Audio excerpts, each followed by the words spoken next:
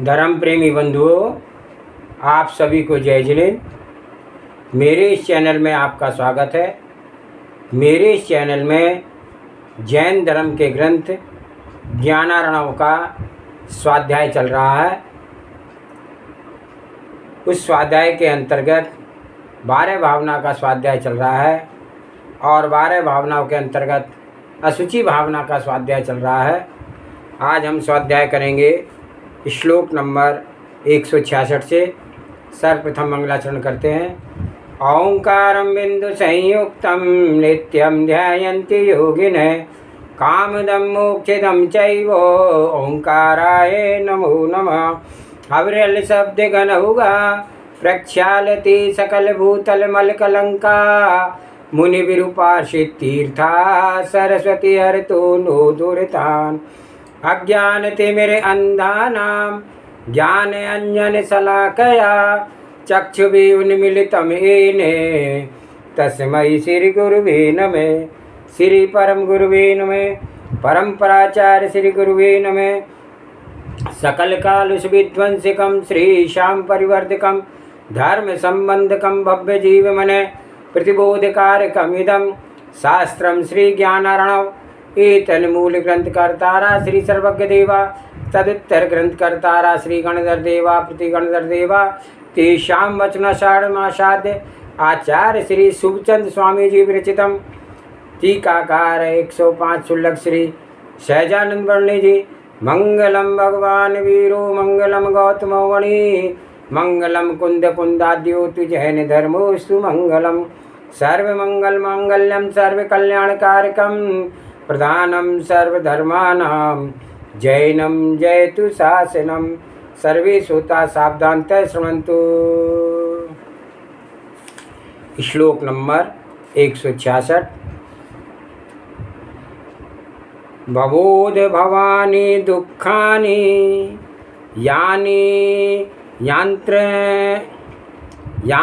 यान्यन्त्र देहिभिः शयन्ते तानि तान्युच्चैर्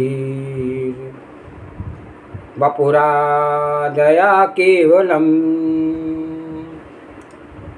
प्राणी संसार में परिभ्रमण करते हुए उससे उत्पन्न जिन जिन दुखों को यहाँ सहन करते हैं, उन महान दुखों को वे केवल उस शरीर को ग्रहण करने का कारण ही सहा करते हैं। शरीर की वृत्ति में क्लेश और शरीर की निवृत्ति में निष्क्लेशता। इस लोक में संसार से उत्पन्न जो दुख जीव को सहन करने पड़ते हैं, इस शरीर के ग्रहण करने के कारण से ही सहन करने पड़ते हैं। शरीर निवृत्ति हो गया, फिर इस जीव को कोई दुख नहीं है। जरा जीव के स्वभाव पर तो दृष्टिपात करें। क्या जीव का स्वभाव है? कौन सा सर्वस्व है इस जीव का? यह स्वरूप सर्वस्व इस जीव के अनर्थ के लिए नहीं है। इस किसी भी पदार्थ का स्वरूप उस पदार्थ के बिगाड़ के लिए नहीं हुआ करता। किसी भी पदार्थ का बिगाड़ तभी संभव है जब किसी पर उपाधिभूत पदार्थ का संबंध बना रहा हो। शरीर से निवृत्त है सिद्ध भगवान और भले ही शरीर है अनंत प्रभु के, फिर भी घातिया कर्मों का सद्भाव न होने के कारण वह शरीर उनके साता असाता के लिए नहीं बनता। तो जो मुक्त जीव हैं उनको किसी प्रकार की आकुलता नहीं है। आकुलता विनाशक सिद्धांत। अरे हमें आकुलता जगती है तो आकुलता मिटाने के लिए अंतरंग में यह श्रद्धांत तो बनाए रहें कि मेरा स्वरूप तो आनंदमयी है, दुख का इसमें प्रवेश नहीं है। ऐसा दृढ़ साधारण बनाएं, ऐसी दृढ़ धारणा बनाएं और दुख आ रहे हैं, भोगने पड़ रहे हैं, तो भोगते रहे। दुख भोगते हुए भी अंतरंग में श्रद्धान अपने को सहज आनंद स्वरूप मानने के वजह बनाए हैं, तो कभी सुख भी भोगना पड़ता है। तो सुख भोगने के अवसर पर भी अपने आप को इस क्षयोपशम सुख से रहित विशुद्ध आनंद में मानने का ही अपने में प्रयत्न करें। एकत्व भक्ति निज अंतस्व है, अर्थात अपने आप के आत्मा में जो सहज स्वरूप बसा हुआ है वह स्वरूप पर से विभक्त है और अपने आप में तन में है। वास्तविक वस्तु के स्वरूप को जाने बिना शांति का मार्ग नहीं मिल सकता। निज को निज पर को पर और जानने की वृत्ति इस जीव के उद्धार के लिए है। तो यह बात तभी समझी जा सकती है जब हमें द्रव्य गुण पर्याय आदि सब विधि विधानों के स्वरूप का यथार्थ निर्णय हो। तब ही इस शरीर के प्रति से प्रीति हट सकती है, और शरीर प्रीति हटी कि शरीर से रहते हुए भी दुख जाल भी उनके हटने लगते हैं। हे आत्मन, जन्म और मरण करते हुए जो क्लेश सहने में आ रहे हैं वे सब इस शरीर के ग्रहण करने के कारण ही है। तू शरीर रहित ज्ञान मात्र अपने को दृष्टि में ले तो फिर ये क्लेश तुझे नहीं हो सकते हैं। श्लोक नंबर 167। कर्पूर कुमकुम कर्पूर कुमकुम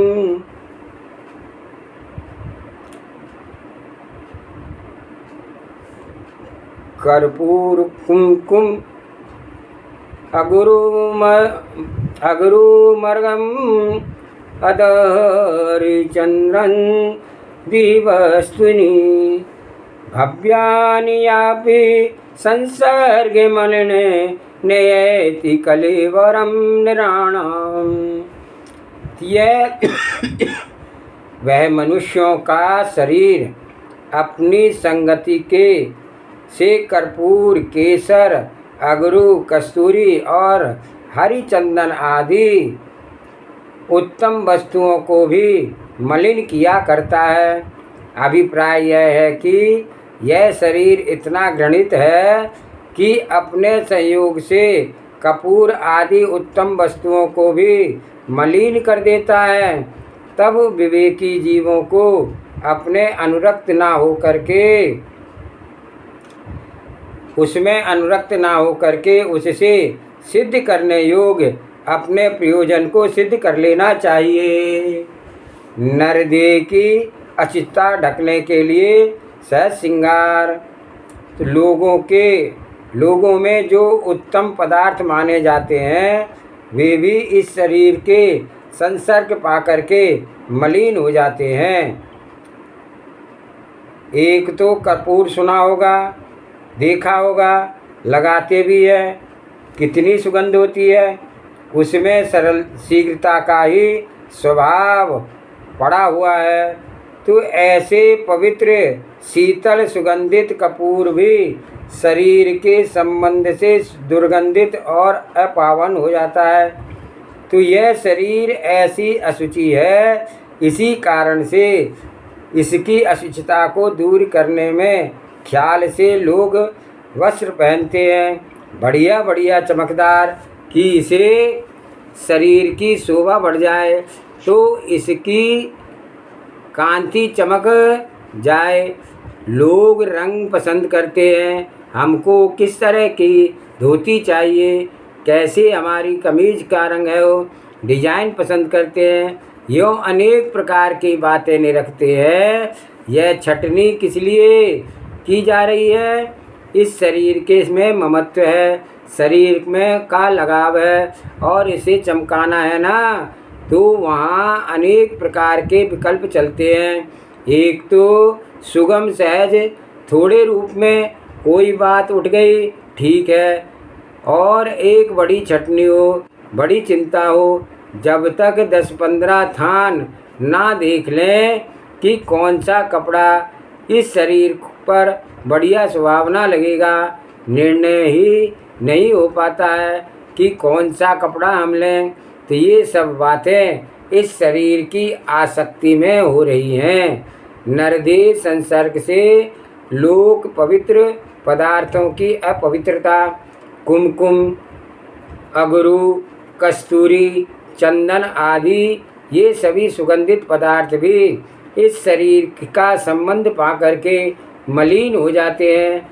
शरीर स्वयं मैला है, यह ही मैला रहे, इतना ही नहीं किंतु इसके संसर्ग से उत्तमोत्तम पदार्थ भी मलिन हो जाया करते हैं।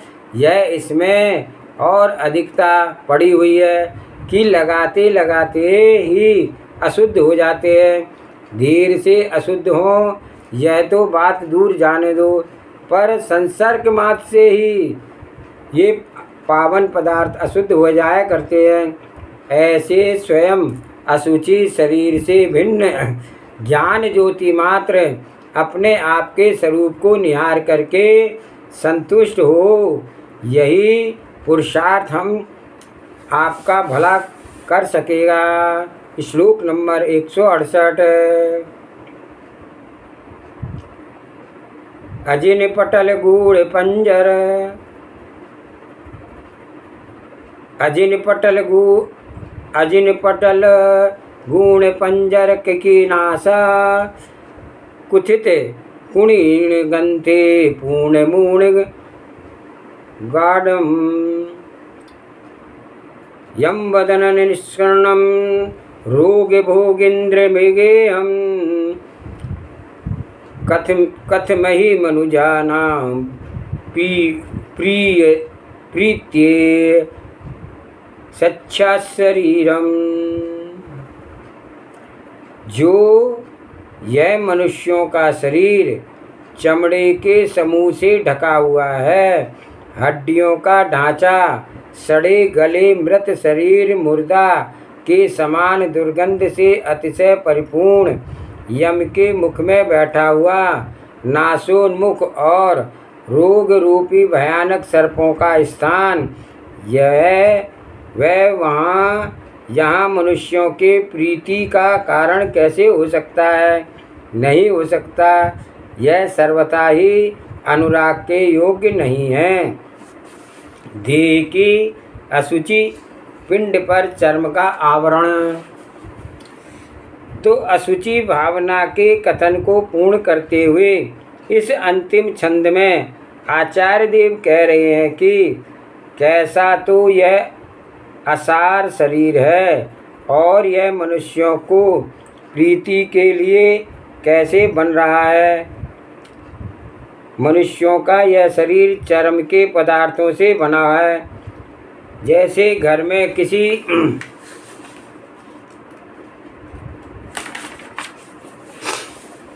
बड़े अतिथि का आगमन होवे तो अस्त व्यस्त पड़े हुए कूड़े के ढेर पर बड़े चमकीले सुहावने कपड़े का पर्दा डाल दिया जाता है। तो वह पर्दा देखने में तो बड़ा सुहावना कांतिमान नज़र आता है, पर पर्दे के भीतर क्या है? पर्दा उठाकर यदि कोई देख ले तो अस्त व्यस्त नाना प्रकार का लोहा, मट्टी, कूड़ा करकट ढेर लगा हुआ है। ऐसे ही यह शरीर के चमड़े का पर्दा चारों ओर से पड़ा हुआ है। पैरों से लेकर के सिर की और पीठ आदि सब जगह पर चमड़े का पर्दा पड़ा हुआ है। तो इस पर्दे को देख करके मोही जन इसमें अनुराग करते हैं। यह चमकीला सुहावना एक सा चिकना हर प्रकार से एक दिल बहलावा करने वाला मान लिया है, किंतु इस पर्दे के भीतर क्या है? पर्दा उठाकर ज्ञान के भीतर निरख कर देखो तो हाड़ मांस का लोथड़ा है और राग रुधिर आदि दुर्गंध चीज़ों से परिपूर्ण है। शरीर की विनश्वरता अति दुर्गंध है। यह शरीर शरीर और फिर इतने पर भी यह रहा है सो भी नहीं रहता। काल के मुख में बैठा हुआ है यह शरीर। जैसे किसी बड़े मगरमच्छ के मुख में कोई जंतु रखा हुआ बैठा हो तो उसकी क्या कुशल है, ऐसे ही यमराज के मुख में अर्थात आयु क्षय के प्रसंग में यह बैठा हुआ है, इसकी क्या कुशलता है। किसी भी समय अचानक मरण हो जाता है। लोग तो बहुत बहुत वर्षों तक मंसूबे बांधते हैं, यह करेंगे यह करना है, लेकिन अचानक कब मर जाना है इसका कुछ निर्णय नहीं करते हैं। यह शरीर यम के मुख में बैठा हुआ है और फिर जितनी देर को बच भी जाए तो यम के मुख से अर्थात जीवित भी रहे तो उतने काल भी तो यह रोग रूपी सांपों के घर में है। जैसे जिस घर में सांप रह रहे हैं तो उस घर के क्या कुशल है, ऐसे ही शरीर में जगह जगह रोग बस रहे हों, कहीं कुछ तो उस शरीर का क्या कुशल है। तो यह शरीर पर इतना अहंकार करना, प्रीति करना, यह शरीर प्रीति करने योग्य कैसे हो सकता है। अशुचि भावना का उपकार। अशुचि भावना में यह भाव रखना चाहिए कि आत्मा तो स्वभाव से निर्मल है, इसमें कहीं मल होता ही नहीं है। आत्म स्वभाव से देखो तो उसमें मल कहाँ चिपक सकता है, किंतु कर्मों के निमित्त से जो इसके शरीर का संबंध है उसे यह जीव मोह के कठिन मान करके भला जानता है।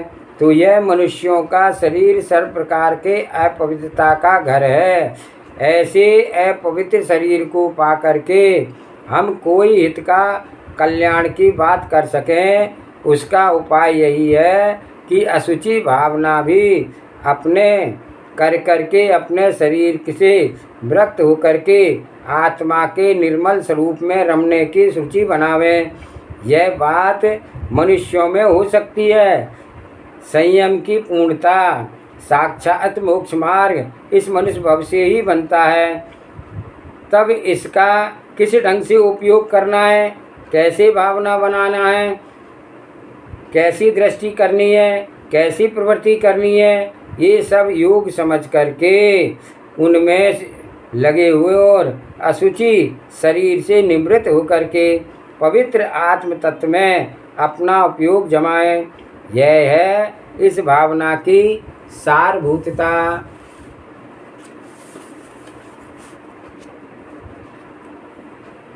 श्लोक नंबर 169। आश्रव भावना। मनस्तनु वचय कर्म योग इत्यादि दीयते सैवाश्रव इत्युक्त तत्वज्ञानाभिशारदये।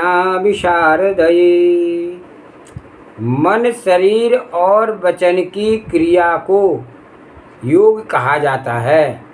इस योग को ही तत्व ज्ञान से परिपूर्ण आचार्य उमा स्वामी तत्वार्थ 6.1 इत्यादि से आश्रव कहा है। योग और आश्रव। अब आश्रव भावना का वर्णन कर रहे हैं। आश्रव किसे कहते हैं, इसका स्वरूप इस श्लोक में कहा गया है। मन, वचन, काय की क्रिया का नाम है योग और इस योग को ही तत्वज्ञानी पुरुष कहा करते हैं आश्रव। कहीं कहीं तो मन, वचन, काय इस प्रकार का क्रम लेकर के बोला करते हैं और कहीं शरीर, वचन, मन ऐसा भी बोलते हैं। तो इस दूसरी पद्धति का वर्णन तत्वार सूत्र में है। 6ठे अध्याय के प्रथम 2 सूत्र में आए हैं।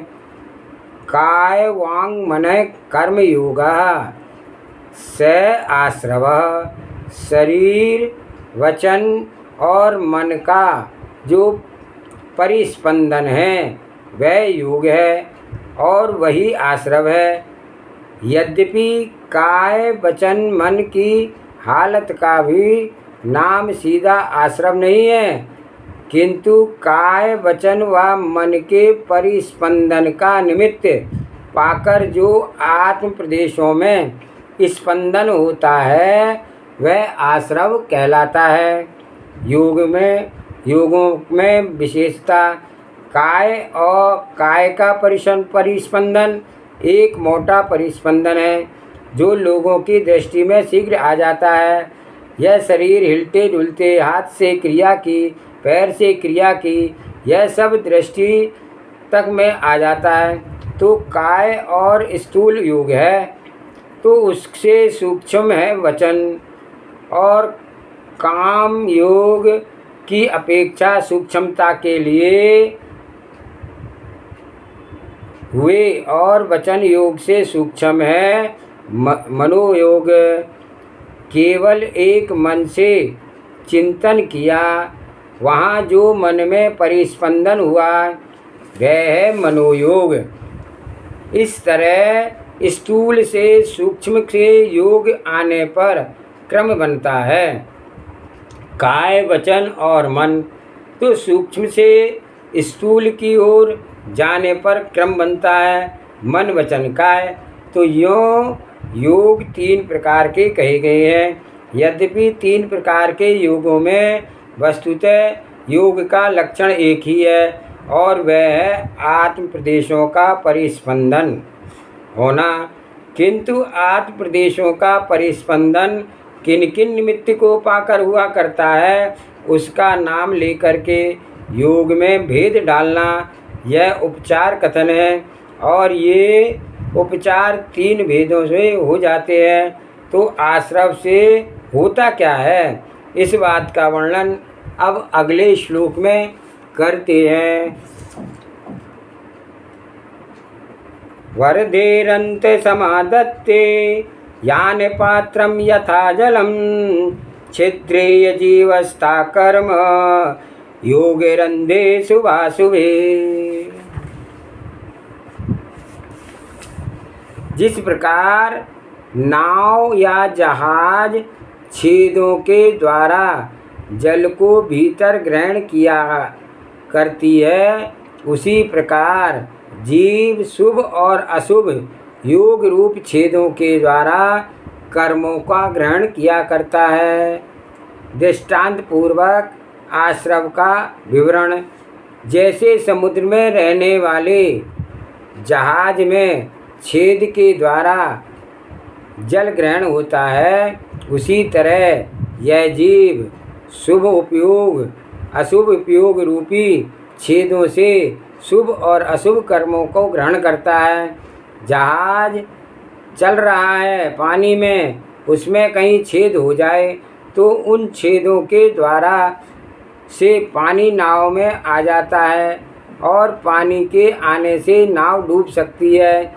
ऐसे ही इस जीव में अशुभ अशुभ के छेदों से शुभ और अशुभ कर्म आते हैं और उन शुभ अशुभ कर्मों के बोझ से यह जीव संसार में डूब जाता है।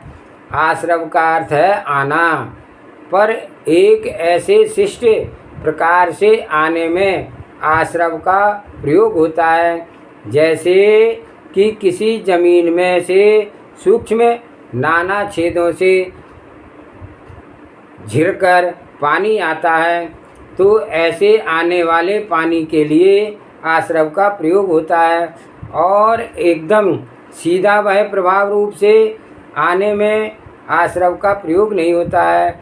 यों ही जीव के समस्त प्रदेशों में जीव के ही शुभ अशुभ सूक्ष्म छिद्रों से कर्मों का आगमन होता है, उसका नाम आश्रव है। आश्रव का फल और साधन। आश्रव का फल क्या होता है? वह है यह कि समस्त संसार चारों गतियों में जन्म लेकर के यह जीव शुभ अशुभ कर्मों का फल को भी पाया करता है। आश्रव तत्व ध्येय है। आश्रव का मूल द्वार अशुद्ध भाव है। यह अशुद्ध भाव के दो प्रकार हो गए, एक शुभ भाव, एक और अशुभ भाव। तो ये दोनों ही अशुद्ध भाव हैं। अशुद्ध भाव तो राग द्वेष रहित केवल, शुद्ध भाव तो राग द्वेष रहित केवल चैतन्य प्रकाश हो है। जहाँ किसी भी प्रकार का राग अथवा द्वेष का अंश समन्वित है, वह भाव अशुद्ध भाव है। अशुद्ध भाव होने पर भी शुभ भाव से तो पुण्य का आश्रव होता है और अशुभ भाव से पाप का आश्रव होता है। तो हम आप अपने इस दिन रात के 24 घंटों में कितना तो शुभ भाव करते हैं और कितना अशुभ भाव करते हैं, और कितने शुद्ध रूप से दृष्टि दिया करते हैं। इन तीनों बातों का तो निरीक्षण अवश्य करना चाहिए। और फिर निरीक्षण के में निरख लो कि हम शुभ भाव कितने अंशों में करते हैं। आश्रव का अध्यापन की विशेषता तो एक अध्यापन नामक अनर्थ दंड है, जिसका अर्थ यह है कि आत्मा का कुछ प्रयोजन भी जहाँ नहीं साधता प्रयोजन है इसका, इस शरीर को रखने के लिए आजीविका का और आत्मकल्याण के लिए धर्म सावधान रहने का। तो केवल दो ही प्रयोजन, यद्यपि मनुष्य की कलाएं 72 मानी जाती है, किंतु उनमें कलाओं में दो ही सादर कलाएं हैं। एक तो है आजीविका और दूसरी है जीव उद्धार। तो दोनों प्रयोजन जहाँ नहीं हैं और फिर भी उनका बहुत ध्यान किया जाता है, चिंतन किया जाना, यह अध्यापन है, यह अपध्यान है। तो जैसे दूसरे का बद विचारना, नुकसान विचारना, छिदन करना, भेदन करना, विनाश, नुकसान विचारना, बुरा विचारना, ईर्ष्या करना, दूसरे के काम बिगाड़, धर्म में विघ्न डालना, जिसमें अपना कोई प्रयोजन नहीं सधता और फिर अटपट काम किए जाएं, चिंतन किया जाए, तो वे सब अपध्यान हैं। इसको भी निरख लो कि हम अपध्यान कितने अंशों में करते हैं। अपध्यान की निरंतर नितांत व्यर्थता। संसार में सभी जीव अपने से अत्यंत भिन्न हैं। फिर विचारने से किसी दूसरे के नुकसान बनता नहीं है, अथवा दूसरे लोग हमारे बारे में कुछ बुरा विचार रखें तो उससे मेरा कुछ बनता नहीं है। जैसे कौवा को अटपट कोसने से गाय नहीं मरती है, ऐसे ही हम आप किसी के बारे में कितना भी व्यर्थ अनर्थ उसके विनाश की बातें सोच लें तो हमारे सोचने से उसका बिगाड़ नहीं होता है। वहाँ तो जो कुछ होना है वह होता है, तो उसके उदय से अनुसार ही कदाचित आपके खोटे चिंतन के अनुसार दूसरे का बिगाड़ भी हो जाए, तो आपके चिंतन के कारण बिगाड़ उसका नहीं होता है, किंतु उसका ऐसा ही पाप का उदय आया था तो उसका फल मिलने में कोई निमित्त बनता है। तो आप ना निमित्त बनते तो अन्य कोई निमित्त बनता। तो जब हमारा विचार के कारण दूसरों का कुछ बिगाड़ नहीं होता है तो हम बुरा विचार क्यों करें। अपने आप में पाप का बंध कर रहे हैं। अब जिम्मेदारी समझना चाहिए कि हम क्यों ऐसा काम करें कि जिससे हानि ही हानि हो। दूसरों का बुरा चिंतन करने से हानि ही हानि उठानी पड़ती है। तत्काल दुख भोगा और उसी व्यवहार के कारण से दूसरे से उपद्रव भी आएंगे तो उन्हें भी भोगेगा और कर्म बंद होने से दुर्गति में जन्म लेगा, वह भी कलेश भोगना पड़ेगा। प्रवृत्तियों में लाभ हानि का ईक्षण, पर के अनिष्ट चिंतन से विपत्तियों तो कितनी ही आती हैं, लेकिन लाभ की बात बताओ। दूसरों का बुरा विचारने से, ईर्ष्या रखने से, विघ्न पैदा करने से खुद को कितना लाभ होता है, इस पर भी दृष्टिपात करें। लाभ तो कुछ मिलता नहीं है, पर सारे नुकसान ही नुकसान होते हैं, यह बात सुनिश्चित है। अपध्यान अथवा अन्य खोटे कार्य, इन सब में अपना कितना समय व्यतीत हो जाता है, और अर्हत भक्ति, गुरु सेवा, दान, परोपकार, दया आदि परिणामों में कितने क्षण व्यतीत होते हैं, इसकी तुलना करो।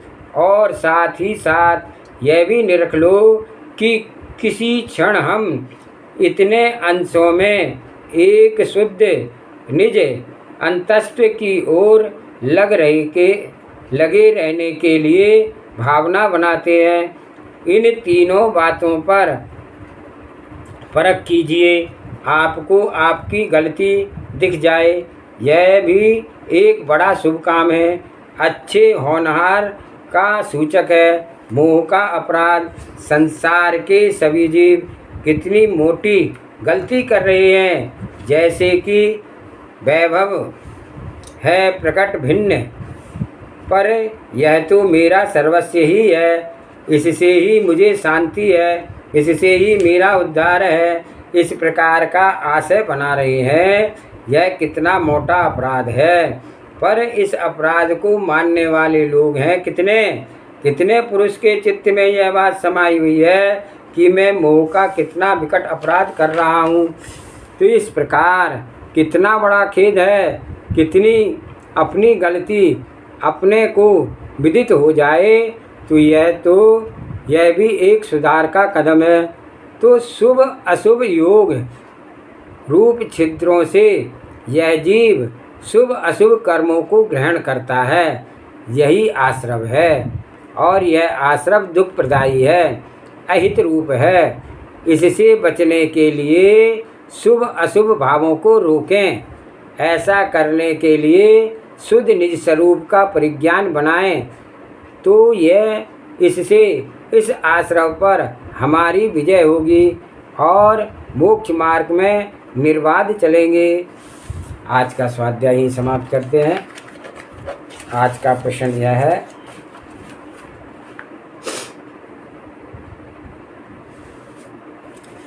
शिष्य ने पूछा, हे गुरुजी, यह जीव शुभ आचारी कौन पुण्य से होता है?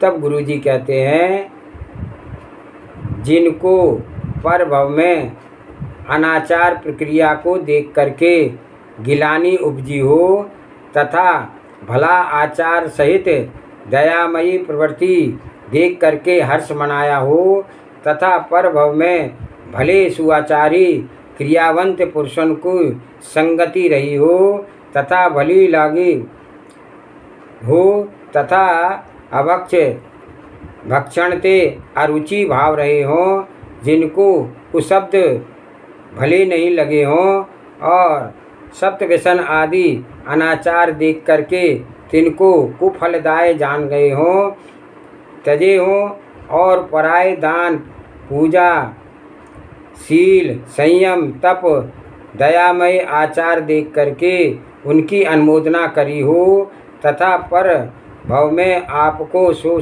शुभाचार भले लगे हों तथा भले आचार करने वालों के आपके इच्छा भई हो इत्यादि शुभ परिणामों से जीव शुभचारी होता है।